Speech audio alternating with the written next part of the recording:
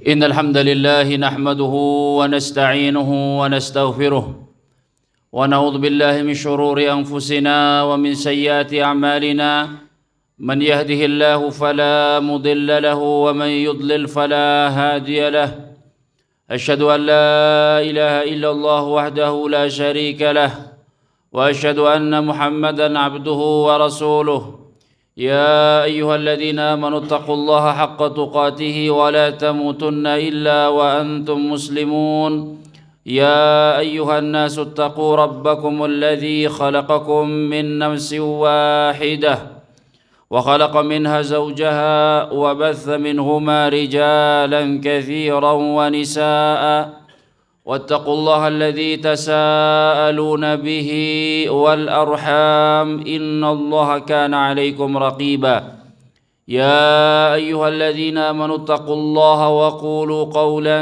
سديدا يصلح لكم أعمالكم ويغفر لكم ذنوبكم ومن يطع الله ورسوله فقد فاز فوزا عظيما أما بعد فإن أصدق الحديث كتاب الله وخير الهدي هدي محمد صلى الله عليه وسلم وشر الأمور محدثاتها وإن كل محدثة بدعة وكل بدعة ضلالة وكل ضلالة في النار.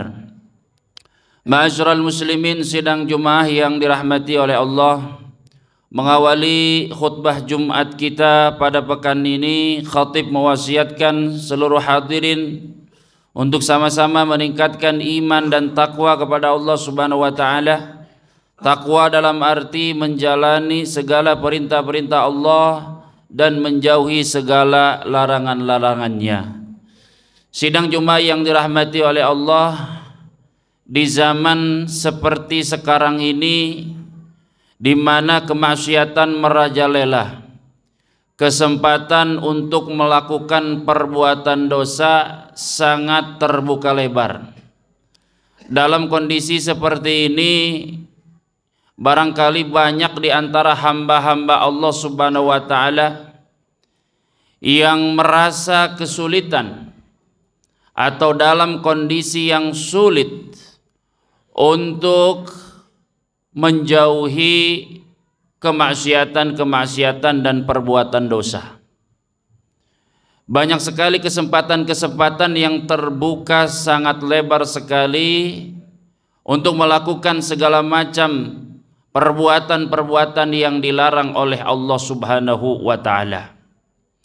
Banyak sekali orang yang memiliki kesadaran yang rendah untuk mau melaksanakan perintah-perintah Allah Subhanahu wa taala, sehingga hal ini membuat banyak di antara hamba-hamba Allah Subhanahu wa taala merasa kesulitan untuk meninggalkan perbuatan dosa. Mata yang Allah Subhanahu wa taala berikan sebagai karunia yang besar yang semestinya digunakan untuk mendekatkan diri kepada Allah Subhanahu wa taala, digunakan untuk hal-hal yang bermanfaat, membaca Al-Quran, membaca buku-buku yang bermanfaat dan lain sebagainya. Mata yang seharusnya digunakan oleh manusia untuk hal-hal yang mendekatkan dirinya kepada Allah Subhanahu wa taala. Namun di zaman ini, ya, kiranya banyak di antara hamba-hamba Allah Subhanahu wa taala yang sulit untuk bisa menjaga matanya dari pandangan-pandangan yang diharamkan olehnya.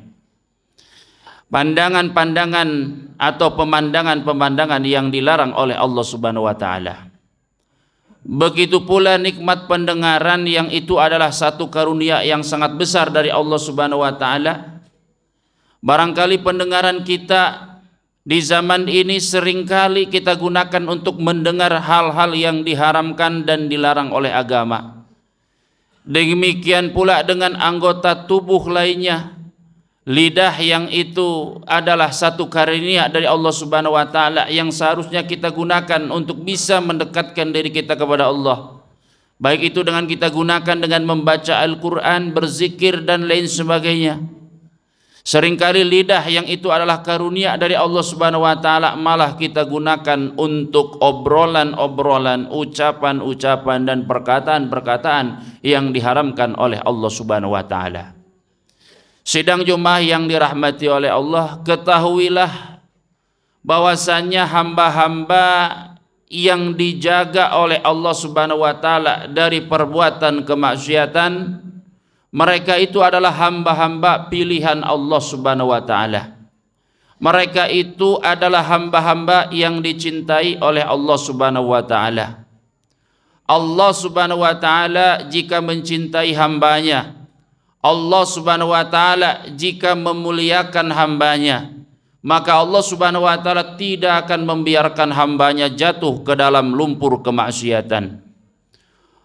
Allah Subhanahu wa taala memberikan contoh kepada kita di dalam Al-Qur'an, yaitu dalam sebuah kisah yang barangkali banyak di antara kita yang mengingatnya, sering membacanya di dalam Al-Qur'an, yaitu kisah tentang Nabi yang mulia, yang merupakan putra dari seorang Nabi dan cucu dari seorang Nabi, yaitu Nabi Yusuf alaihissalam bin Yaqub bin Ishaq bin Ibrahim. Bagaimana Allah Subhanahu wa taala sebutkan kisahnya di dalam kitab sucinya, di dalam sebuah surat yang dinamakan dengan surat Yusuf, di mana di situ Allah Subhanahu wa taala menceritakan bagaimana suatu peristiwa dialami oleh Nabi Yusuf, yang mana beliau digoda dan dirayu oleh seorang wanita yang ia adalah tuannya sendiri, yang berusaha untuk menjerumuskannya ke dalam perbuatan kemaksiatan yang besar. Ia berusaha untuk menutupi kemaksiatannya. Ia kunci seluruh pintu, ia tutup seluruh jendela. Ia berusaha untuk menggoda dan merayu Nabi Yusuf alaihissalam untuk mau menuruti keinginannya, melambaikan tangannya seraya mengatakan, "Hai talak, wahai Yusuf, kemarilah." Namun apa yang terjadi sidang Jumat yang dirahmati oleh Allah? Allah Subhanahu wa taala menjaga Nabi Yusuf alaihissalam dari perbuatan yang keji ini. Allah Subhanahu wa taala menjaga Nabi Yusuf alaihissalam dari perbuatan yang mungkar ini. Allah Subhanahu wa taala mengatakan dalam firman-Nya, kata Allah Subhanahu wa taala dalam surat Yusuf, "Walaqad hammat bihi wa hamma biha laula an ra'a burhana rabbih." Kata Allah Subhanahu wa taala, "Walaqad hammat bihi." Sungguh wanita itu telah sangat berhasrat kepada Yusuf.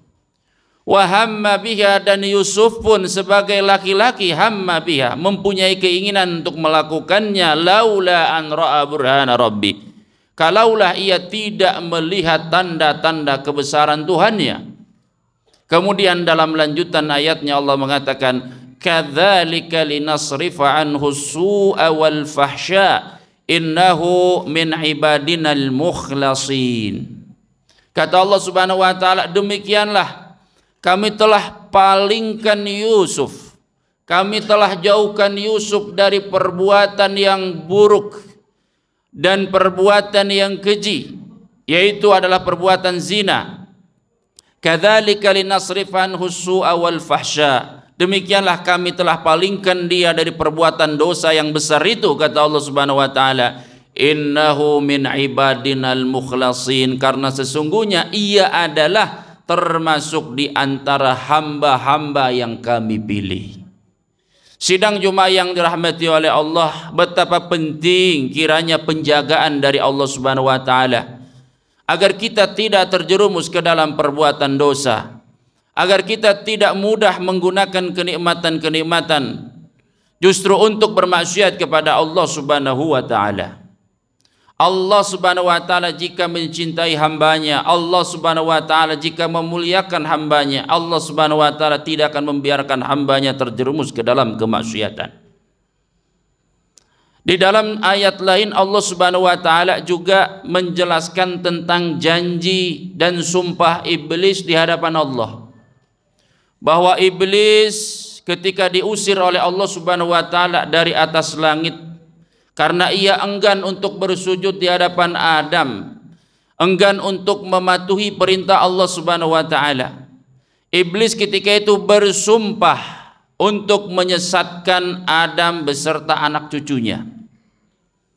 Iblis berkata di dalam Al-Quran, ia mengatakan, qala fa bi'izzatika la'ughwiyanna lahum ajma'in, la'ughwiyannahum ajma'in. Iblis berkata, demi keperkasaanmu ya Allah, la'ughwiyannahum ajma'in, kami akan sesatkan mereka semua, Adam beserta cucu-cucunya. Namun kemudian iblis mengatakan, illa ibadaka minhumul mukhlasin, kecuali hamba-hambamu ya Allah yang termasuk di antara hamba-hamba pilihanmu. Hamba-hamba pilihan Allah subhanahu wa ta'ala tidak akan mudah tergoda oleh bujuk rayu iblis. Sidang Jumat yang dirahmati oleh Allah, karena itu kemudian pertanyaan besar yang barangkali ada di dalam benak kita masing-masing adalah bagaimana cara kita untuk menjadi hamba-hamba pilihan Allah subhanahu wa ta'ala. Bagaimana kita bisa meraih cinta Allah subhanahu wa ta'ala agar kemudian kita senantiasa mendapatkan penjagaan dari Allah, senantiasa kita dijauhkan dari berbagai macam bentuk kemaksiatan yang dimana di zaman sekarang ini kesempatan untuk melakukannya sangat terbuka lebar. Bagaimana kiranya kita mendapatkan kecintaan dari Allah sehingga kita senantiasa dijaga olehnya?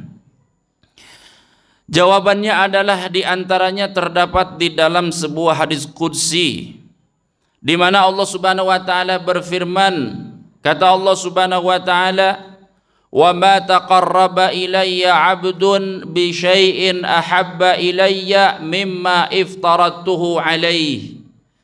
Kata Allah subhanahu wa ta'ala di dalam sebuah hadis qudsi, wa ma taqarraba ilayya 'abdun bi syai'in ahabba ilayya mimma iftaradtuhu alaihi.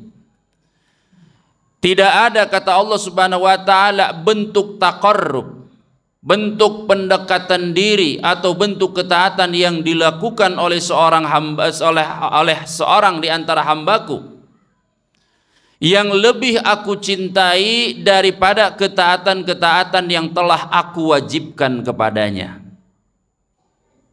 Ini kunci pertamanya adalah menjaga apa saja yang telah diwajibkan oleh Allah subhanahu wa ta'ala. Lalu kemudian kata Allah subhanahu wa ta'ala, wa ma yazalu 'abdi yataqarrabu ilayya bin nawafil hatta uhibbah. Dan tidaklah seorang hambaku mendekatkan atau senantiasa mendekatkan dirinya kepadaku bin nawafil, dengan perkara-perkara yang nawafil. Nawafil artinya adalah perkara-perkara tambahan, ibadah-ibadah tambahan berupa ibadah-ibadah sunnah, ibadah-ibadah yang dianjurkan. Tidaklah seorang hambaku menjaga amalan-amalan tambahan, yaitu adalah amalan-amalan selain yang diwajibkan, perkara-perkara yang disunnahkan, baik itu berupa sholat sunnah, sholat duha, sholat tahajud, baik itu baca Al-Quran, zikir dan lain sebagainya. Yang penting terus menerus ia jaga. Kata Allah subhanahu wa ta'ala, tidaklah ia mendekatkan kepadaku, ya mendekatkan dirinya kepadaku dengan perkara-perkara yang dianjurkan, melainkan kata Allah subhanahu wa ta'ala, uhibbahu, aku akan mencintainya. Lalu kemudian kata Allah, fa idza ahbabtuhu, kalaulah aku sudah mencintainya, kuntu basarahu alladhi yubsiru bihi, aku akan menjaga pandangannya yang ia gunakan untuk melihat. Wa sam'ahu alladhi yasma'u bih, dan aku akan menjaga pendengarannya yang ia gunakan untuk mendengar. Wa yadahu allati yabtishu biha, dan aku akan menjaga tangannya yang dia gunakan untuk menggenggam. Wa rijlahu allati yamshi biha, dan aku akan menjaga kakinya dari langkah-langkah yang menuju kemaksiatan kepada Allah subhanahu wa ta'ala. Sidang Jumat yang dirahmati oleh Allah, jadi inti dari solusi dari masalah yang kita hadapi terkait dengan sulitnya menghadapi kemaksiatan-kemaksiatan atau menjauhi kemaksiatan-kemaksiatan adalah bagaimana cara kita meningkatkan kualitas ibadah-ibadah yang wajib, dan bagaimana kita membudayakan dan membiasakan ibadah-ibadah yang disunnahkan, sehingga dengan itu kita akan meraih kecintaan dari Allah. Jika cinta Allah sudah kita raih, maka kita akan mendapatkan penjagaan dari Allah subhanahu wa ta'ala. Barakallahu li wa lakum fil Qur'anil Karim, wa nafa'ani bima fihi minal ayati wa dzikril hakim wa taqabbala minni wa minkum tilawatahu innahu huwal ghafurur rahim.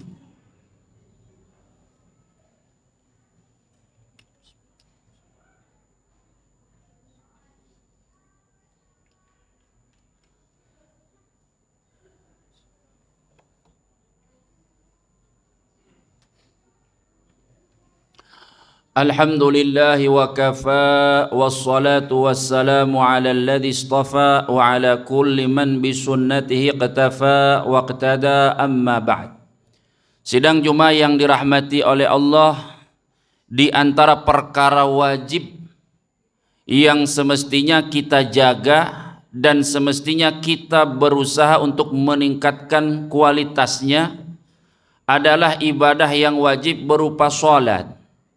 Salat sebagaimana kita ketahui di antara fungsinya adalah bisa mencegah pelakunya dari perbuatan keji dan perbuatan mungkar. Allah Subhanahu wa taala berfirman, "Innas salata tanha 'anil fahsya'i wal munkar." Sesungguhnya salat itu akan mencegah pelakunya dari perbuatan keji dan perbuatan yang mungkar. Bila selama ini kita merasa sudah melaksanakan sholat, bahkan selama ini kita merasa bahwa sholat kita laksanakan secara berjamaah, 5 waktu senantiasa kita jaga, tapi mengapa kita masih mudah terjerumus ke dalam kemaksiatan? Mudah kita gunakan pandangan kita untuk melihat hal-hal yang dilarang, mendengar apa-apa yang diharamkan dan lain sebagainya. Maka jawabannya barangkali kualitas sholat kita kurang baik, barangkali khusyuknya kurang, barangkali ada poin-poin lainnya yang tidak kita laksanakan. Maka dari itu sholat itu sangat berfungsi untuk mencegah seseorang dari perbuatan keji dan mungkar. Sebaliknya, orang yang melalaikan sholat akan mudah terjerumus ke dalam perbuatan memperturutkan hawa nafsu. Di mana Allah Subhanahu wa taala dalam sebuah ayat mengatakan tentang sebuah generasi yang datang setelah para nabi, bahwa di antara generasi tersebut banyak orang-orang yang melalaikan salat. Kata Allah Subhanahu wa taala, "Fa khalafa min ba'dihim khalfun adaa'us salat." Maka datanglah generasi setelah para nabi itu, termasuk di antaranya generasi kita ini, adaa'us salat, generasi yang menyia-nyiakan sholat, menelantarkan sholat, ya, tidak memberikan perhatian yang serius terhadap sholatnya. Kemudian apa? Wattaba'u syahawat, sehingga kemudian mereka mengikuti hawa nafsu. Fasaufa yalqauna ghayya, sehingga dengan itu mereka akan mendapatkan ghayya. Dalam satu tafsiran ghayya artinya kesesatan, artinya hidup mereka tersesat, jauh dari jalur yang digariskan oleh Allah Subhanahu wa taala, dijauhkan dari jalan yang lurus, siratal mustaqim, yang selama ini kita minta dari Allah Subhanahu wa taala. Karena itu sidang Jumat yang dirahmati oleh Allah, mari kita perbaiki kualitas salat kita. Barangkali yang salatnya masih bolong-bolong, kadang salat kadang tidak, ayo kita laksanakan salat ya dengan sempurna. Itu adalah satu kewajiban dari Allah Subhanahu wa taala. Yang barangkali juga sudah ada yang melaksanakan tapi belum melaksanakannya secara berjamaah, mari kita laksanakan secara berjamaah. Ada yang sudah berjamaah namun barangkali masih melaksanakannya dengan kemalas-malasan, ya, maka mulai saat ini mari kita perbaiki, kualitas sholat kita, mari kita tambah kekhusyuan kita, mari kita tambah sholat kita dengan perkara-perkara yang disunnahkan oleh Rasulullah SAW, sehingga sholat kita ini memberi efek yang positif dalam kehidupan kita. Sidang Jumat yang dirahmati oleh Allah, mudah-mudahan khutbah yang singkat ini menggugah kita semua untuk mau meningkatkan iman takwa kita kepada Allah Subhanahu wa taala, meningkatkan kualitas ibadah kita kepada Allah Subhanahu wa taala, sehingga mudah-mudahan kita menjadi hamba-hamba yang beruntung, hamba-hamba yang mendapatkan keselamatan baik dalam kehidupan dunia maupun kehidupan akhirat. Innallaha wa malaikatahu yusholluna 'alan nabi ya ayyuhalladzina amanu shallu 'alaihi wa sallimu taslima. اللهم صل على محمد وعلى آل محمد كما صليت على إبراهيم وعلى آل إبراهيم إنك حميد مجيد وبارك على محمد وعلى آل محمد كما باركت على إبراهيم وعلى آل إبراهيم إنك حميد مجيد اللهم اغفر للمؤمنين والمؤمنات والمسلمين والمسلمات الأحياء منهم والأموات إنك سميع قريب مجيب الدعوات يا قاضي الحاجات